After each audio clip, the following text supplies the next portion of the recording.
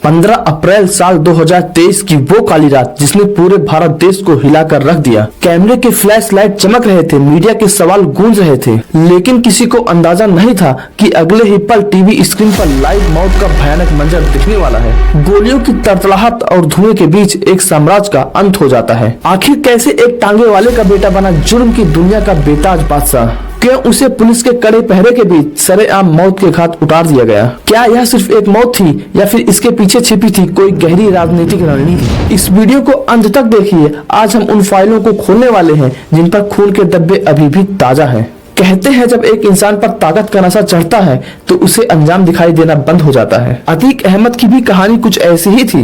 यह घटना शुरू होती है उत्तर प्रदेश के इलाहाबाद से, जिसे आज हम प्रयागराज भी कहते हैं। यह शहर अपनी पढ़ाई और तहजीब के लिए जाना जाता था, लेकिन अतीक अहमद ने इसे क्राइम का गढ़ बना दिया। अतीक के पिता हाजी फिरोज तांगा चलाया करते थे। उनके परिवार की हालत बिल्कुल साधारण थी, लेकिन अतीक को ईमानदारी और मेहनत की रोटी नहीं बल्कि जल्द अमीर होने का शौक था। उसका पढ़ाई में कभी भी मन नहीं लगा और 8वीं के बाद उसकी पढ़ाई से दुनिया बढ़ने लगती है।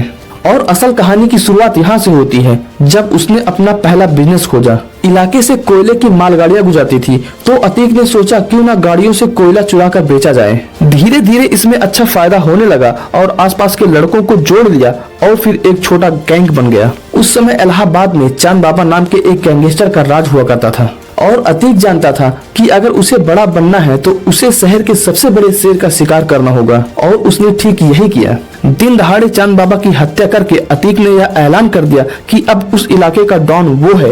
इस एक हत्या ने अतीक को रातों रात फेमस कर दिया और पुलिस फाइलों में उसका नाम दर्ज हो गया, लेकिन सड़कों पे उसके नाम की दहशत फैल चुकी थी। अतीक अहमद सिर्फ एक अपराधी बनकर नहीं रहना चाहता था, क्योंकि वो जानता था कि अगर भारत में जुर्म को लंबी उम्र देनी है तो उसे पॉलिटिक्स की ढाल चाहिए होगी, और इसीलिए उसने खादी पहनने का फैसला किया। साल 1989 में वो पहली बार विधायक बना। यह एक अजीब विडंबना थी। जिस हाथों में हथकड़ी होनी चाहिए थी, लोगों ने उस हाथों में पावर दे दी। विधायक बनते ही अतीक का हौसला 7वें आसमान में पहुंच गया था और वह अब सिर्फ गैंगस्टर नहीं था, माननीय विधायक जी बन चुका था। अब पुलिस भी उस पर हाथ डालने से डरने लगी थी, क्योंकि उसके पास लॉ मेकर का ठप्पा था। अतीक ने अपनी पावर का इस्तेमाल करके जबरन वसूली, जमीनों पर कब्जा और किडनैपिंग का ऐसा बिजनेस मॉडल तैयार किया जिसे तोड़ना मुश्किल ही नहीं नामुमकिन लगने लगा था। उसके गुंडे पूरे शहर में फैल चुके थे। किसी की हिम्मत नहीं थी कि अतीक के खिलाफ कोई कुछ बोल दे। अगर कोई कुछ बोलने की हिम्मत भी कर देता था तो उसे हमेशा के लिए खामोश कर दिया जाता था।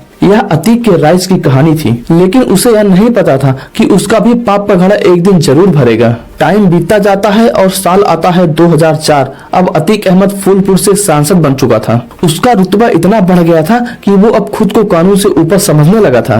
लेकिन इसी दौरान इलाहाबाद पश्चिम विधानसभा की सीट खाली हो जाती है। अतीक चाहता था कि यह सीट उसके भाई अशरफ को मिले ताकि घर की पावर घर में ही रह जाए। लेकिन यहाँ एंट्री होती है एक नए चेहरे की, जिसका नाम था राजू पाल। राजू पाल ने न सिर्फ चुनाव लड़ा बल्कि अतीक के भाई अशरफ को हराकर वो चुनाव भी जीत लेता है। यह अतीक के अहंकार पर एक करारा तमाचा था। उससे यह बर्दाश्त नहीं हुआ कि एक मामूली सा लड़का उसके भाई को हरा दे और उसके इलाके में अपनी धाक जमा ले। अतीक और उसके भाई ने इसे अपनी पर्सनल बेइज्जती समझ ली। इसके बाद जो हुआ वो पूरे उत्तर प्रदेश के राजनीति में भूचाल ला देता है। 25 जनवरी साल 2005 राजू पाल अभी अपनी जीत का जश्न भी ठीक से नहीं मना पाए थे कि उनको दिन दहाड़े गोलियों से मारकर छन्नी कर दिया जाता है। यह हत्या सिर्फ एक हत्या नहीं थी बल्कि अतीक अहमद का एक मैसेज था पूरे शहर के लिए। जो भी उसके रास्ते में आएगा उसके साथ यही अंजाम होगा। राजू पाल की पत्नी पूजा पाल ने इंसाफ की गुहार लगाई, लेकिन अतीक का पॉलिटिकल क्लाउड इतना मजबूत था, गवाह या तो मुकर जाते थे या फिर गायब हो जाते थे। इसी केस का मुख्य गवाह था उमेश पाल। उमेश पाल राजू पाल का दोस्त भी था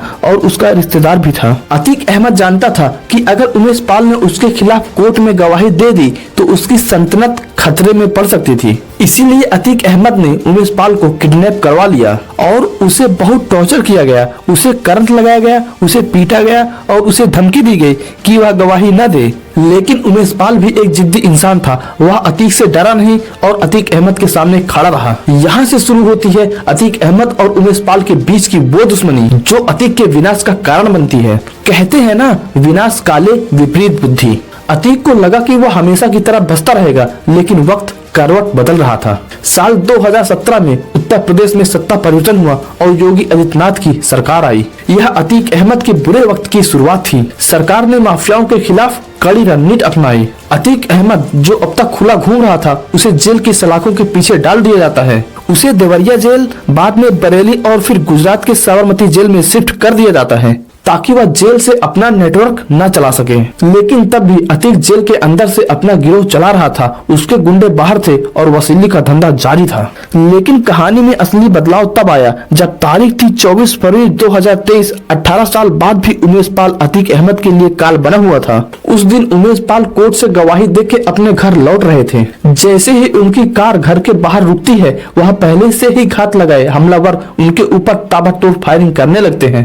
यह मंजर सीसीटीवी कैमरे में कैद हो गया और दुनिया ने देखा कि कैसे बेखौफ बदमाशों ने दिन दहाड़े बम और गोलियों से उमेश पाल और उनके 2 सुरक्षा कर्मियों की हत्या कर देते हैं। इस घटना ने सरकार और पुलिस प्रशासन को हिला कर रख दिया। यह पुलिस के इकबाल को सीधी चुनौती थी। जांच में पता चला कि हत्या की साजिश साबरमती जेल में बैठा अतीक अहमद और बरेली जेल में बैठे उसके भाई अशरफ ने रची थी। और सबसे चौंकाने वाली बात यह थी कि इस हमले को लीड कर रहा था अतीक का बेटा असद। अतीक चाहता था कि उसका बेटा भी जुर्म की दुनिया में अपना नाम बनाए, लेकिन यही चाहत बेटे की मौत का कारण बन जाती है। उमेश पाल हत्या के बाद मुख्यमंत्री आदित्यनाथ योगी ने विधानसभा में खड़े होकर यह कसम खाई कि हम अपराधियों को मिट्टी में मिला देंगे। यह सिर्फ एक बयान नहीं था, अतीक अहमद के अंत का बिगुल था। पुलिस एक्शन में आ गई और अतीक अहमद के गुंडों का इनकाउंटर शुरू हो गया। उसके घर और ऑफिस पर बुलडोजर चलने शुरू हो गए। अतीक जो कभी जेल में बैठकर बिरयानी उड़ाता था, अब उसे अपनी और अपने परिवार की फिक्र होने लगी थी। उसे समझ में आ गया था कि इस बार उसका सामना किसी और ही मिट्टी के लोगों से हुआ है। उमेश पाल हत्याकांड के बाद यूपी पुलिस और एसटीएफ स्पेशल टास्क फोर्स पूरी तरह से एक्टिव हो गई। अतीक की पत्नी शाइस्ता परवीन फरार थी और उसका बेटा असद भी पुलिस से छिपता फिर रहा था। पुलिस ने अतीक के पूरे नेटवर्क को खत्म करना शुरू कर दिया।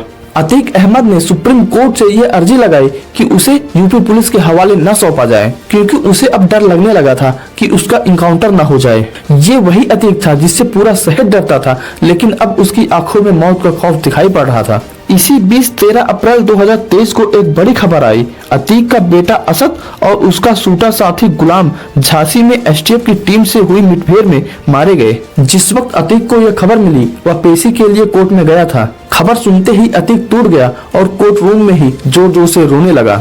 उसे महसूस हो गया था कि उसके कर्मों की सजा उसके परिवार वालों को मिल रही है। उसने जिस बेटे को अपनी तरह बनाने की कोशिश की, वह आज कफन में लेटा था। और इधर पुलिस ने अतीक और उसके भाई अशरफ को रिमांड पर ले लिया ताकि उससे पूछताछ की जा सके, उन हथियारों को पकड़ा जा सके जिससे उमेश पाल को मारने में इस्तेमाल किया गया था। पुलिस का शिकंजा कसता जा रहा था। अतीक और अशरफ को पता चल गया था कि उसके पास अब ज्यादा वक्त नहीं है। मीडिया की भीड़ उनके साथ रहती थी और हर पल की खबर लाइव दिखाई जा रही थी। लोगों के मन में यह सवाल था कि आगे अब क्या होगा। क्या अब अतीक कोई नया राज उगलेगा या फिर अतीक का पाकिस्तान से कोई कनेक्शन निकलेगा। और अतीक बार बार मीडिया से यही बोल रहा था कि मैं तो मिट्टी में मिल गया हूँ, बस मुझे अब रगड़ा जा रहा है। यह सरकार ने कहा मट्टी में मिला देंगे, तो मट्टी में तो मिल गए। अब मट्टी में मिलने के बाद रगड़े जा रहे हैं। मट्टी में तो मिल गए। वो अतीक बोल रहा था जो कभी बाहुबली हुआ करता था, लेकिन किस्मत को कुछ और ही मंजूर था। कहानी अपने अंत की तरफ बढ़ रही थी। 15 अप्रैल की रात अतीक और उसके भाई अशरफ को पुलिस कस्टडी में इलाहाबाद के कॉल्बन हॉस्पिटल में ले जाया जाता है। ये एक रूटीन चेकअप था। रात के करीब 10:30 बज रहे थे। पुलिस की जीप हॉस्पिटल के गेट पर रुकती है। अतीक और उसका भाई जीप से नीचे उतरते हैं। उनके हाथ में एक हथकड़ी थी। वे दोनों आपस में एक ही हथकड़ी से बंधे हुए थे। चारों तरफ मीडिया के कैमरे थे और पत्रकारों की भीड़ थी। जैसे ही वे हॉस्पिटल के अंदर जाने के लिए आगे बढ़े, पत्रकारों की भीड़ उनसे सवाल पूछना शुरू कर देती है। अतीक अहमद सफेद कुर्ते और साफे में था। उसके चेहरे पर बेटे के खोने का गम साफ झलक रहा था। एक पत्रकार ने अतीक से पूछा, आप अपने बेटे के जनाजे में क्यों नहीं गए। तब अतीक चलते चलते जवाब देता है कि नहीं ले गए तो नहीं गया। ये उसके आखिरी शब्द थे। उसे क्या पता कि इसके बाद वो कुछ नहीं बोल पाएगा। भीड़ में 3 लड़के मीडिया कर्मी बनके घुसे थे। उनके हाथों में डमी कैमरे और माइक थे। किसी को शक नहीं हुआ कि वे पत्रकार नहीं बल्कि मौत के सौदागर हैं। वे धीरे धीरे अतीक और अशरफ के बेहद करीब पहुंच जाते हैं। पुलिस का घेरा था, लेकिन मीडिया के भीड़ में सुरक्षा में एक छोटी सी कमी हो जाती है और वही कमी जानलेवा हो जाती है। माहौल बिल्कुल सामान्य लग रहा था, लेकिन ये शांति बस कुछ समय के लिए थी। वे 3 लड़के एक ऐसे मौके का इंतजार कर रहे थे और फिर वे 3 लड़के अपनी कमर पे छिपी विदेशी पिस्टल पर अपना हाथ रख के उस सही पल का इंतजार कर रहे थे कि किस सही समय पर ट्रिगर दबाया जाए। ये सब कुछ लाइव टीवी पर चल रहा था। करोड़ों लोग अपने घरों पर बैठकर लाइव टीवी देख रहे थे। तभी अचानक वो होता है जिसकी किसी ने कल्पना तक नहीं की थी। तभी अचानक एक लड़के ने अतीक अहमद के सिर पर पिस्टल सटा दी। जब तक कोई कुछ कर पाता उसने ट्रिगर दबा दिया था। एक जोरदार आवाज होती है और अतीक अहमद वहीं पर ढेर हो जाता है और उसी पल दूसरे और तीसरे लड़के ने अशरफ पर गोलियां बरसाना शुरू कर देते हैं और 10 सेकंड के अंदर अतीक और अशरफ जमीन पर खून से लथपथ पड़े होते हैं। गोलियों की आवाज से पूरा हॉस्पिटल गूंज उठता है। अफरा तफरी मच जाती है और पुलिस भी एक पल के लिए सन्न हो जाती है। तीनों हमलावरों ने अंधाधुंध फायरिंग की। उन्होंने लगभग 18 राउंड फायर किए। अतीक और अशरफ की मौके पर ही मौत हो गई और उसके बाद जो हुआ वो और भी हैरान करने वाला था। भागने के बजाय तीनों हमलावरों ने अपने औजार फेंक दिए और धार्मिक नारे लगाने लगते हैं और खुद को पुलिस के हवाले कर देते हैं। इन तीनों लड़कों के नाम थे लवलेश तिवारी, सनी सिंह और अरुण मौर्य। जब पुलिस ने उनसे पूछताछ की कि ऐसा क्यों किया तो उनके जवाब और भी चौंकाने वाले थे। उन्होंने कहा कि वे बड़ा गैंगस्टर बनना चाहते थे और अतीक को मार के अपना नाम कमाना चाहते थे। वे अतीक और अशरफ को मार के रातों रात फेमस होना चाहते थे। ये एक अजीब विडंबना थी। जिस जुर्म की दुनिया में अतीक ने अपना नाम कमाने के लिए दूसरों का खून बहाया, आज उसी चाहत ने उसकी जान ले ली। एक माफिया का अंत उसी तरह हुआ जिस तरह उसने दूसरों का किया था, सरेआम, बेदर्दी, अचानक। इस घटना ने कई सवाल खड़े किए। पुलिस की सुरक्षा पर, इंटेलिजेंस पर सवाल उठे, लेकिन एक बात साफ थी, अपराध का रास्ता कितना भी रोशन हो, उसका अंत अंधेरे में ही होता है। और ये थी अतीक अहमद की शुरू से अंत तक की एक सच्ची कहानी। आपको इसमें जो कुछ पॉइंट सही लगे हो प्लीज कमेंट करके जरूर से बताएं और आपको हमारे द्वारा सुनाई गई ये कहानी अच्छी लगी हो तो वीडियो को लाइक करके चैनल को जरूर से सब्सक्राइब कर दें।